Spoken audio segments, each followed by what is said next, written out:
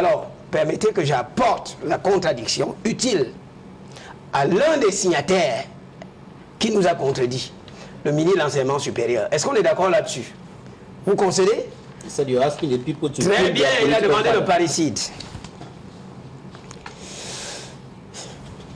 Pendant que nous parlons des questions républicaines, il nous ramène sur le terrain communautaro-villageois. C'est quoi le père? On ne connaît pas le père en République. Est-ce qu'on est d'accord là-dessus? Alors, il est libre de choix. D'abord, Fam Ndongo a déclaré qu'il était une créature de Paul Biya. Donc, c'est le contraire qui m'aurait surpris. Alors, pendant que nous évoquons des questions macro, le ministre, dans son pamphlet, parce que chez lui-même c'est le véritable pamphlet, nous avons dressé un état des problèmes du Sud, qui sont indéniables, on n'a même pas tout. Je vous prends un autre exemple. La route Ebolova et Foulan au Lama, je vous jure, elle est impraticable. Impraticable. N'en parlons pas Kribi, à Komde et Bolova. Et contrairement, je voudrais qu'on me contredise. Mais la contradiction vient du professeur, justement. Oui, je vais en venir. Vous ne parlez que de ce qui ne marche pas. Pourtant, il y a des réalisations qui ont été faites, il y a des bonnes choses que vous n'évoquez pas. Je vais en venir, s'il vous plaît. Le réseau routier bourdonné du Sud, hein, n'atteint même pas le tiers de ce à quoi on se serait attendu. Pourquoi est-ce qu'on n'évoque pas? Mais dans la vie, il faut évoquer ce qui fait problème. Mais voilà des gens qui sont au pouvoir depuis 43 ans, qui ont eu tous les moyens financiers, qui endettent le Cameroun de manière abyssale, qui n'ont pas eu de contre-pouvoir. Mais faites un peu le ratio. Attente-résultat, il est décevant. Voilà pourquoi on évoque cette question. Alors, pour revenir au ministre de l'Enseignement supérieur, je me rappeler qu'il a également signé en tant que chef de la délégation permanente de l'IRDPC. S'il vous plaît. Oui. Je voudrais le convier un peu d'humilité.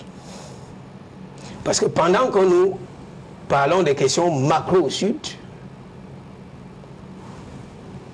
il nous répond par des discours du président de la République de 82 à nos jours qui ne règlent aucun problème concret que nous posons. De deux, il convoque les auteurs français, les Jean-Paul Sartre et autres et tout. Il ne faut pas en quoi s'arrêter.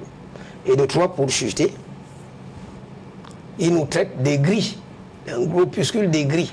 Ce que je voudrais faire observer, et que je ne prends pas ça en mal, bien au contraire, il est tombé dans notre piège. Il a donné de la visibilité à notre revendication. Parce que ce qui s'est passé est à l'image d'un médecin qui a toujours fait appel à un malade, qui l'a fui. Au moment de mettre la main sur la plaie, le corps réagit. Ça signifie que nous allons taper là où ça fait mal. Il est droit dans ses bottes, ce professeur Jean-Calvin Abba Oyono. Sa détermination est telle que même le professeur Jacques Fam Ndongo ne peut l'arrêter.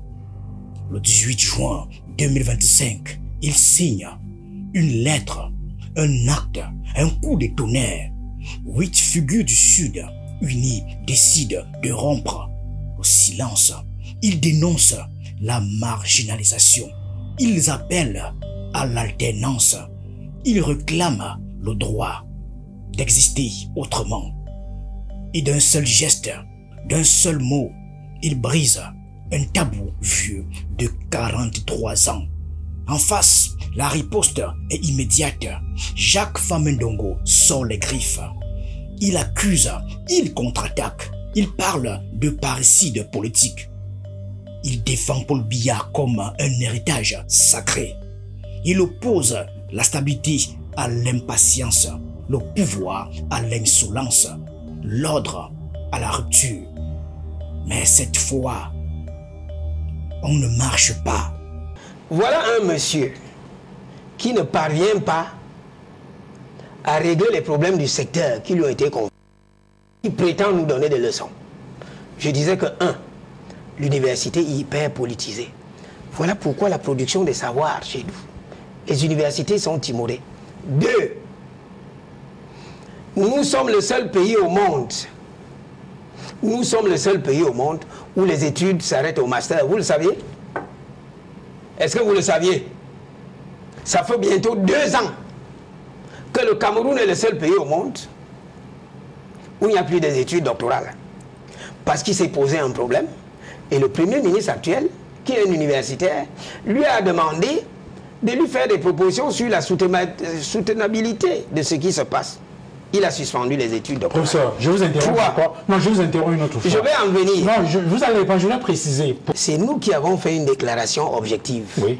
C'est lui qui a ramené le débat sur les questions de personnes. Je suis d'accord. Parce que quand vous traitez déjà les gens des gris, c'est inadmissible. Oui, mais maintenant que vous êtes sur notre plateau... Oui, mais permettez-moi donc que je lui maintenant que réponde. vous êtes sur notre plateau et qu'on vous interroge sur la pertinence de votre déclaration et en évoquant, bien évidemment, de temps en temps, les argumentaires, les contre-argumentaires, je voudrais qu'on reste sur ces contre-argumentaires. Oui, très bien, alors j'en viens. Moi, je vous dis, c'est votre lecture que vous avez de son... Moi, c'est vainement que je recherche. C'est vainement que je recherche la contradiction qu'il nous a apportée.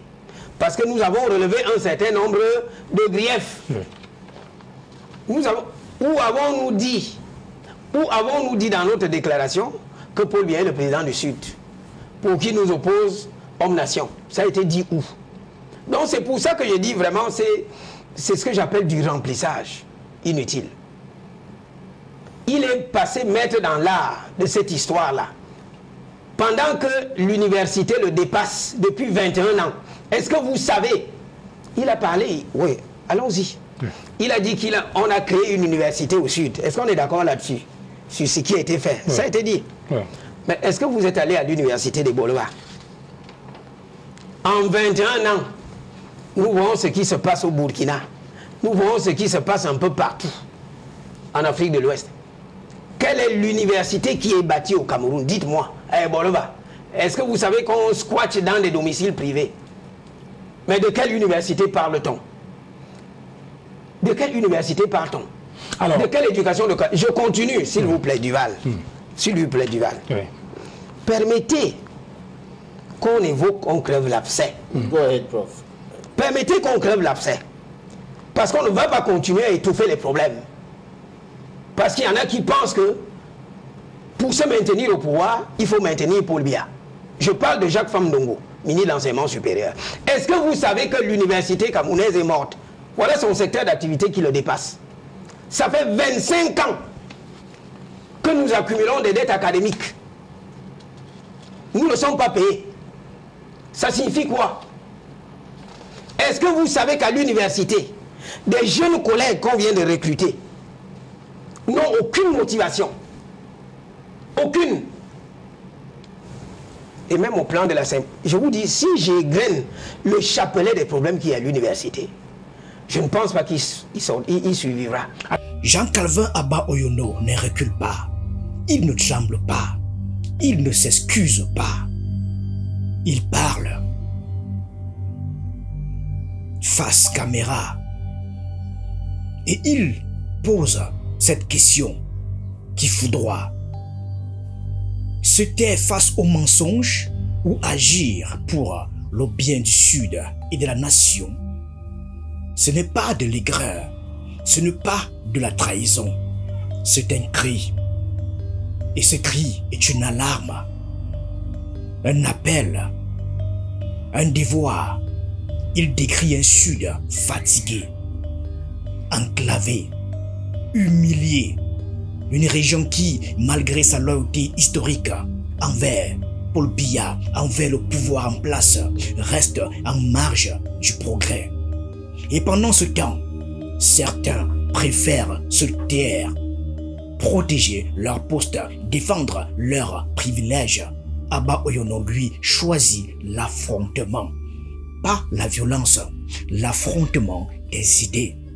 Il dénonce la confiscation du débat démocratique. Il parle de loyauté, mais envers le peuple, pas envers un clan.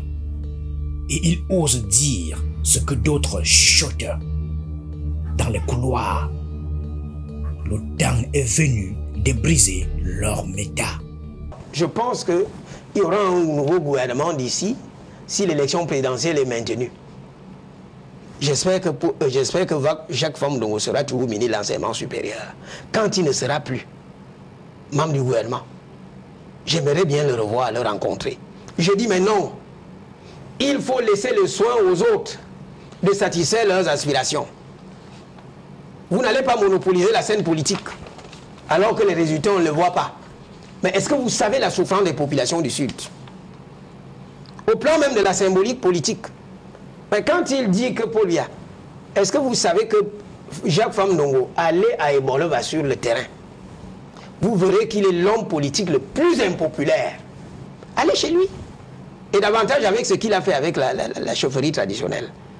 Mais tout pour eux, rien pour les autres. Mais non, à un moment, il faut passer à autre chose. Le prof Jacques Famdongo peut bien parler de trahison, de division, de déstabilisation. Mais la vraie question n'est plus là. La vraie question est celle-ci. Qui aujourd'hui ose encore dire la vérité dans ce pays? Pas pour briller, pas pour obtenir un poste, pas pour plaire, mais pour libérer la parole, mais pour rendre la justice et ouvrir une porte vers un avenir possible. Jean-Calvin Abba Oyono ne cherche pas la guerre, il appelle à un sursaut. Il dit aux élites du Sud, l'histoire jugera chacun à l'aune de son courage ou de sa lâcheté. Et cette phrase résonne dans toutes les régions du Cameroun, pas seulement au Sud, car ce face-à-face, ce clash entre deux figures du Sud met à nu la crise qui couve. Une société lassée, un pays à bout de souffle, un peuple qui attend, mais ne croit plus. L'alternance n'est plus un mot d'opposant, c'est une nécessité, un souffle d'air, une brèche ouverte. Alors oui, Jean-Calvin Abba Oyono détruit Jacques Famdongo. Mais pas par l'insulte, mais par la constance, par l'honnêteté, par la franchise, par la conviction. Il appelle à écrire une nouvelle page, sans violence, sans revanche, mais avec lucidité, avec courage. L'heure de vérité est arrivée. Et chacun, désormais, devra choisir son camp. Se taire ou agir. Nous avons intérêt à nous arrimer à la nouvelle configuration politique.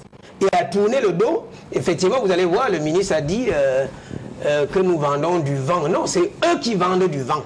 Nous n'avons jamais dirigé ce pays. L'opposition n'a jamais... C'est le RDPC qui vend du vent aux populations.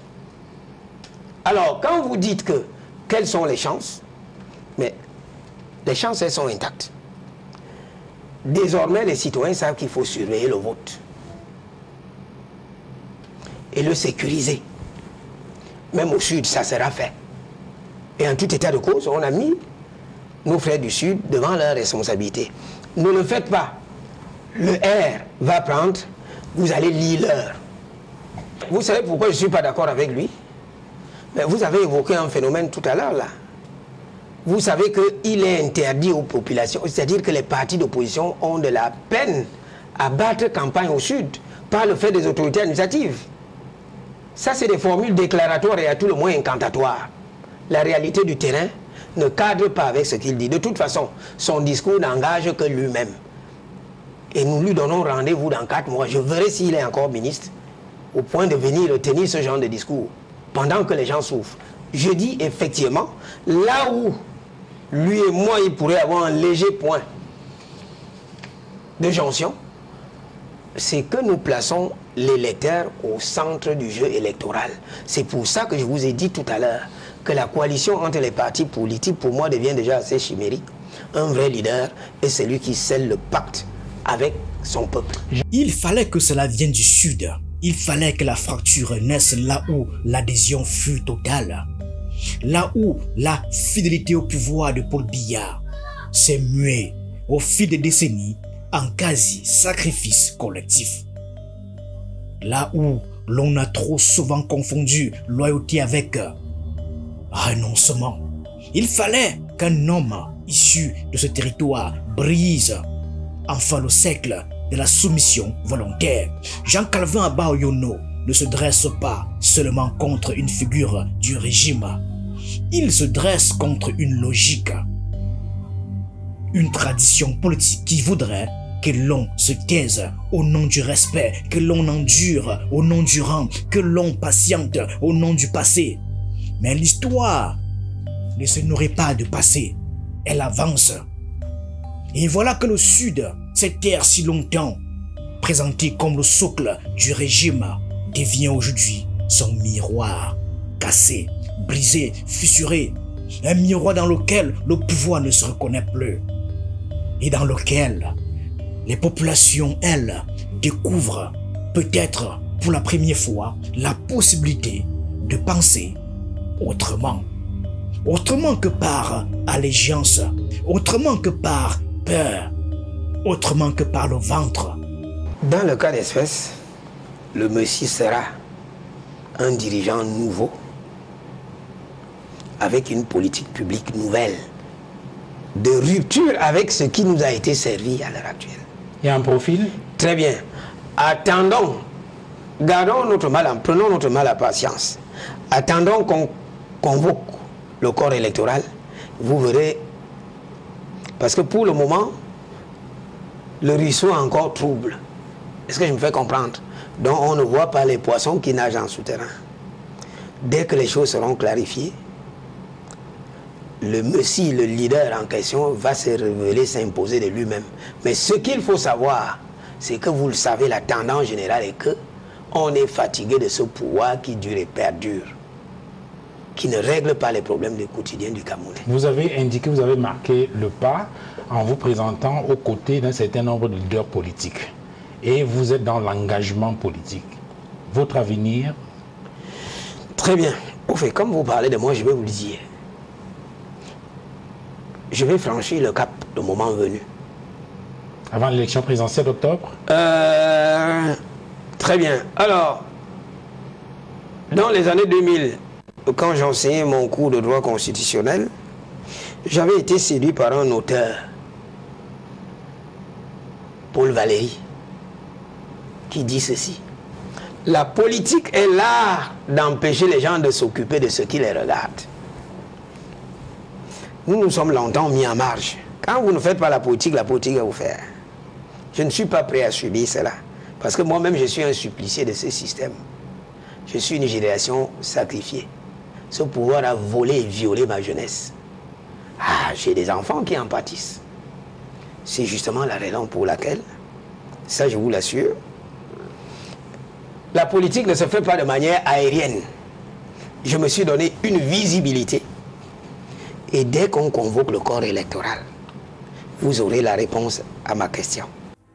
La prise de parole d'Abba Oyono n'est pas seulement un événement. C'est un signe. Un signal que l'heure des bilans approche. Que même dans les bastions les plus solides, quelque chose bouge. Car cette présidentielle d'octobre 2025 ne ressemblera à aucune autre. Elle portera dans ses entrailles toutes les frustrations accumulées, toutes les promesses non tenues, toutes les voix étouffées depuis trop longtemps. Elle révélera ce que chacun porte en silence, le besoin de changement et la peur du vide, l'envie de rupture et la nostalgie d'un ordre connu.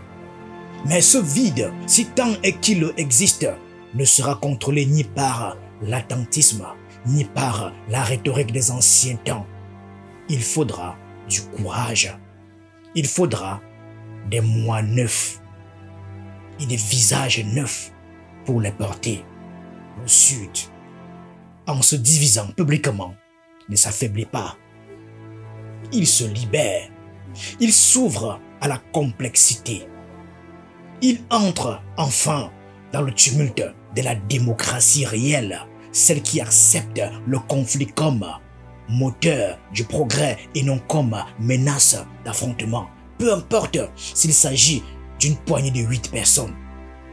C'est cela la rupture incarnée par Abba Oyono, non pas un rejet de l'héritage, mais un refus de la stagnation, une manière d'aimer son pays autrement, en le bousculant, en le regardant en face, en l'invitant à grandir, en l'affrontant.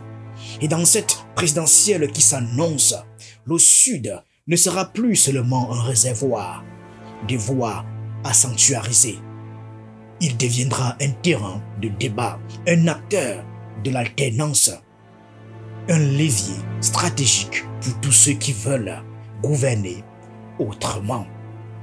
Le temps des fiefs est révolu. Le temps des consciences est venu.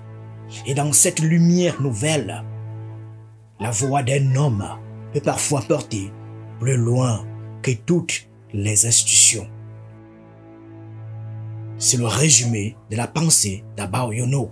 Il a parlé, et qu'on l'approuve ou non, il a ouvert une brèche dans le mur du silence. Merci à tous.